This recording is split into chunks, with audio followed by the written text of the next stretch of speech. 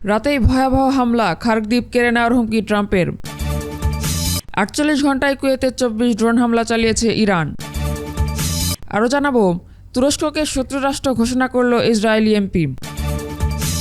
এরপর থাকছে সুদানের ড্রোন হামলায় নিহত 23। সর্বশেষ জানাবো, ইরানে মার্কিন হামলায় যুদ্ধবিরতি বাতিল হয়ে গেছে, বললেন ইরানের উপপররাষ্ট্রমন্ত্রী কাজেম গরিবাবাদি।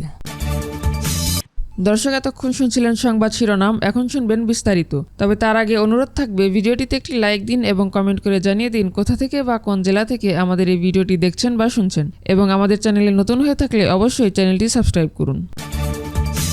ইরানের সঙ্গে নতুন করে শুরু হওয়া তীব্র উত্তেজনা ও সংঘাতের মাঝেই তেহরানের তেল সমৃদ্ধ খার্গদ্বীপ দখলে নেওয়ার হুমকি দিয়েছেন মার্কিন প্রেসিডেন্ট ডোনাল্ড ট্রাম্প। তিনি হুঁশিয়ারি দিয়ে বলেছেন, আজ রাতেই কঠোর হামলা হবে। বৃহস্পতিবার প্রকাশিত এক প্রতিবেদনে ব্রিটিশ সংবাদ মাধ্যম ডেইলি মেইলে এই তথ্য জানিয়েছে। এতে বলা হয়েছে, ভেনেজুয়েলার মতো একইভাবে খার্গদ্বীপ সহ ইরানের তেল দখলের প্রতিশ্রুতি দিয়েছেন ট্রাম্প।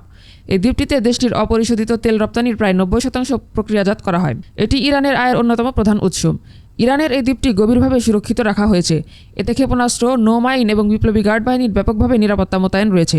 দ্বীপটি দখল করতে হাজার হাজার আমেরিকান সৈন্যের প্রয়োজন হবে। ট্রুথ সোশ্যালে এক পোস্টে ট্রাম্প বলেন, যুক্তরাষ্ট্র আজ রাতে ইরানের ওপর খুব কঠিন আঘাত হানবে। তিনি বলেন, অদূর ভবিষ্যতে কোনো এক সময় আমরা খার্গদ্বীপ এবং অন্যান্য তেল অবকাঠামো দখল করে নেব। ভেনেজুয়েলার মতো তাদের তেল এবং গ্যাস বাজারের ওপর সম্পূর্ণ নিয়ন্ত্রণ প্রতিষ্ঠা করব। এটি ভেনেজুয়েলা এবং যুক্তরাষ্ট্র উভয়ের জন্যই চমৎকারভাবে ফলপ্রসূ হচ্ছে। হরমুজের কাছে মার্কিন আপাচি হেলিকপ্টার ভূপাতিত করার প্রতিবাদে মঙ্গলবার প্রেসিডেন্ট প্রতিশোধমূলক হামলা চালিয়েছেন। এরপর দ্বিতীয় দফায় গতরাতে ইরানের ওপর যুক্তরাষ্ট্র বোমা হামলা চালানোর পর ট্রাম্পের এই সর্বশেষ হুমকিটি এসেছে। মধ্যপ্রাচ্যে ইরান ও যুক্তরাষ্ট্রের মধ্যে নতুন করে উত্তেজনা ছড়িয়ে পড়ার মধ্যেই কুয়েতের আকাশসীমায় গত 48 ঘন্টায় অন্তত 24টি ড্রোন অনুপ্রবেশের ঘটনা ঘটেছে। বৃহস্পতিবার দেশটির প্রতিরক্ষা মন্ত্রণালয় এই তথ্য জানিয়েছে। প্রতিরক্ষা মন্ত্রণালয়ের মুখপাত্র মেজর জেনারেল সৈয়দ আব্দুল আজিজ আল ওতাইবি জানান, গত 2 দিনে সশস্ত্র বাহিনী কুয়েতের আকাশসীমায় 24টি ড্রোন শনাক্ত করেছে। তিনি বলেন, ড্রোনগুলোকে সফলভাবে প্রতিহত করা হয়েছে এবং পরিস্থিতি নিয়ন্ত্রণে রয়েছে। মুখপাত্র বলেন, ইরানের হামলায় কোনো ধরনের প্রাণহানি ঘটেনি, তবে এসব হামলায় সীমিত ক্ষয়ক্ষতি হয়েছে। তিনি আরও বলেন, সশস্ত্র বাহিনী জাতীয় নিরাপত্তা বৃদ্ধি এবং নাগরিক ও বাসিন্দাদের সুরক্ষা নিশ্চিত করতে সজাগ রয়েছে। তারা যেকোনো পরিস্থিতি মোকাবেলায় যথাযথ দায়িত্ব পালন অব্যাহত রাখার বিষয়টি পুনর্ব্যক্ত করছে। এদিকে ওমান উপসাগরে গিনি বিসাউয়ের পতাকাবাহী জাহাজ জলবীরে হামলা চালিয়েছে যুক্তরাষ্ট্র। মার্কিন অবরোধ উপেক্ষা করে প্রণালী অতিক্রমের সময় ওই জাহাজে হামলা চালানো হয়েছে বলে নিশ্চিত করেছে যুক্তরাষ্ট্র।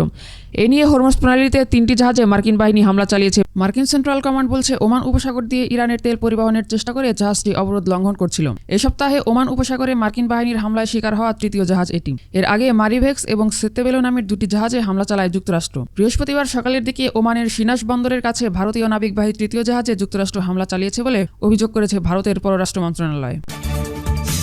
ইসরায়েলের ক্ষমতাসীন লিকুদ পার্টির সংসদ সদস্য আরিয়েল কেলনার তুরস্ককে শত্রুরাষ্ট্র হিসেবে আখ্যায়িত করেছেন। 2 দেশের মধ্যে ক্রমবর্ধমান উত্তেজনার মধ্যেই তিনি এই মন্তব্য করেন। ইসরায়েলি রেডিও গালে ইসরায়েলকে দেওয়া এক সাক্ষাৎকারে কেলনার বলেন, সব দিক থেকেই তুরস্ক একটি শত্রুরাষ্ট্র। তিনি তুরস্কের প্রেসিডেন্ট রিসেপ তাইয়েপ এরদোয়ানকে একজন স্বৈরশাসক বলে উল্লেখ করেন এবং দাবি করেন, এরদোয়ান ইসলামী খিলাফত পুনঃপ্রতিষ্ঠার চেষ্টা করছেন। কেলনার আরও বলেন, তিনি অত্যন্ত বিপজ্জনক একজন ব্যক্তি। তিনি ইসরায়েলকে গভীরভাবে ঘৃণা করেন। একই সঙ্গে তিনি ইসরায়েল ও পশ্চিমা দেশগুলোকে এরদোয়ানকে একটি হুমকি হিসেবে বিবেচনা করার আহ্বান জানান।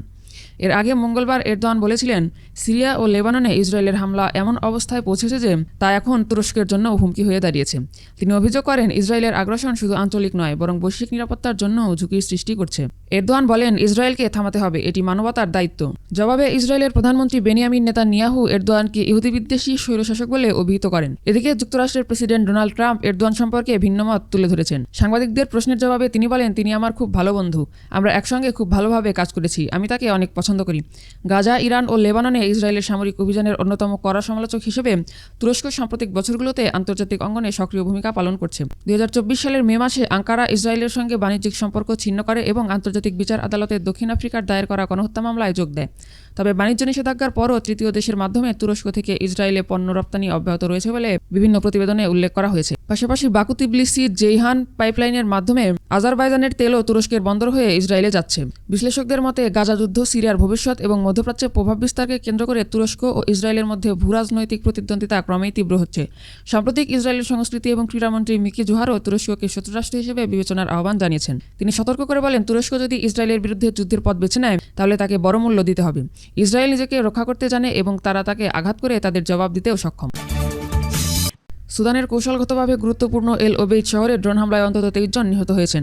বৃহস্পতিবার একটি মানবাধিকার সংস্থা এই তথ্য নিশ্চিত করেছে। 2023 সালে যুদ্ধ শুরু হওয়ার পর থেকে এটি অন্যতম মারাত্মক বিমান হামলা। 2023 সালের এপ্রিলে সুদানের সেনাবাহিনী এবং আধাসামরিক বাহিনী র্যাপিড সাপোর্ট ফোর্সেস এর মধ্যে যুদ্ধ শুরু হওয়ার পর থেকে ড্রোন হামলা রণকৌশলের একটি প্রধান অংশ হয়ে উঠেছে। যুদ্ধের সময় ঘটে যাওয়া মানবাধিকার লঙ্ঘন এবং অপরাধের নথিপত্র তৈরি করা সংগঠন ইমার্জেন্সি লয়ার্স জানিয়েছে, দক্ষিণ কর্দোফান অঞ্চলের ওই গুরুত্বপূর্ণ কেন্দ্রে বুধবার সন্ধ্যা থেকে শুরু হয়ে বৃহস্পতিবার পর্যন্ত হামলা চলে। ড্রোনগুলো আবাসিক এলাকা, একটি জানাজার জমায়েত এবং খাদ্য সরবরাহকারী একটি ট্রাক লক্ষ্য করে আঘাত হানে। সংগঠনটি এই হামলার জন্য আরএসএফকে দায়ী করে জানিয়েছে, হামলায় আরও অন্তত 19 জন আহত হয়েছেন। তবে এই দাবি স্বাধীনভাবে যাচাই করা সম্ভব হয়নি এবং আরএসএফের পক্ষ থেকেও তাৎক্ষণিক কোনো মন্তব্য পাওয়া যায়নি। উত্তর কর্দোফানের রাজধানী এল ওবেইদ শহরটি গত কয়েক মাস ধরে আধাসামরিক বাহিনীর আংশিক অবরোধের মধ্যে রয়েছে। হামলার পর প্রত্যক্ষদর্শীরা ধ্বংসযজ্ঞের বর্ণনা দিয়ে জানান, বহু বাড়িঘর ধ্বংসস্তূপে পরিণত হয়েছে এবং মরদেহগুলো হাসপাতালে নিয়ে যাওয়া হয়েছে। শহরের পূর্বাঞ্চলের আল আতাব এলাকার এক প্রত্যক্ষদর্শী বার্তা সংস্থা এএফপিকে বলেন, বাসিন্দাদের ওপরই ঘরের ছাদ ভেঙে পড়েছে। কিছু বাড়ির অবস্থা দেখে এমন মনে হবে যে সেখানে কেউ বেঁচে থাকতে পারে। অন্য এক বাসিন্দা জানান, হামলায় তার চাচাতো ভাই নিহত হয়েছেন এবং তিনি স্থানীয় একটি হাসপাতালে 7টিরও বেশি মরদেহ নিয়ে আসতে দেখেছেন। অপর এক চিকিৎসা কর্মকর্তা এএফপিকে জানান, নিহতদের মধ্যে 2টি শিশু এবং তাদের মা রয়েছেন বলে ধারণা করা হচ্ছে। জাতিসংঘের তথ্য অনুযায়ী চলতি বছরের জানুয়ারি থেকে এপ্রিলের মধ্যে দেশজুড়ে ড্রোন হামলায় অন্তত 880 জন বেসামরিক নাগরিক নিহত হয়েছেন। সুদানের এই দীর্ঘস্থায়ী সংঘাতের ফলে ইতোমধ্যে 10,000-এরও বেশি মানুষ নিহত হয়েছেন এবং 1,10,00,000-এরও বেশি মানুষ ঘরবাড়ি ছাড়তে বাধ্য হয়েছেন। জাতিসংঘ একে বিশ্বের সবচেয়ে বড় বাস্তুচ্যুতি এবং ক্ষুধা সংকট হিসেবে বর্ণনা করেছে। ইরানের আইন ও আন্তর্জাতিক বিষয়ক উপপররাষ্ট্রমন্ত্রী কাজেম গরিবাবাদি বলেছেন, ইরানের ওপর যুক্তরাষ্ট্রের সাম্প্রতিক হামলা যুদ্ধবিরতি সম্পূর্ণ ও সুস্পষ্ট লঙ্ঘন এবং এর ফলে কার্যত যুদ্ধবিরতি বাতিল হয়ে গেছে। সামাজিক যোগাযোগ মাধ্যম এক্সে দেওয়া এক পোস্টে তিনি বলেন, যুক্তরাষ্ট্রের সেন্ট্রাল কমান্ড হামলাকে আত্মরক্ষা হিসেবে বর্ণনা করলেও আন্তর্জাতিক আইনের দৃষ্টিতে এর কোনো বৈধতা নেই। গরিবাবাদি বলেন, শব্দের মারপ্যাঁচ দিয়ে সামরিক আগ্রাসনকে বৈধ করা যায় না। আন্তর্জাতিক আইনে আগ্রাসী পক্ষ কেবল নাম পরিবর্তন করে তার কর্মকাণ্ডের দায় এড়াতে পারে না। তিনি আরও বলেন, ইরানের সশস্ত্র বাহিনী যে কোনো আগ্রাসনের বিরুদ্ধে দৃঢ়ভাবে অবস্থান নেবে এবং দৃঢ় কর্তৃত্বপূর্ণ এবং অনুতাপ সৃষ্টি করবে এর জবাবের মাধ্যমে। দেশের প্রতিটি ইঞ্চি ভূখণ্ড রক্ষা করবে। ইরানের এই জ্যেষ্ঠ কূটনীতিক সতর্ক করে বলেন, এই অবৈধ ও বিপজ্জনক কর্মকাণ্ডের পূর্ণ পরিণতি যুক্তরাষ্ট্র এবং যে কোনো পক্ষকে বহন করতে হবে, যারা এতে অংশ নেয়, সহযোগিতা করে এবং সহায়তা প্রদান করে। মার্কিন হামলাকে কেন্দ্র করে ইতোমধ্যে অঞ্চল জুড়ে উত্তেজনা আরও বেড়েছে। বিশ্লেষকদের মতে, পরিস্থিতি দ্রুত নিয়ন্ত্রণে না এলে মধ্যপ্রাচ্য সংঘাত আরও বিস্তৃত হওয়ার আশঙ্কা রয়েছে।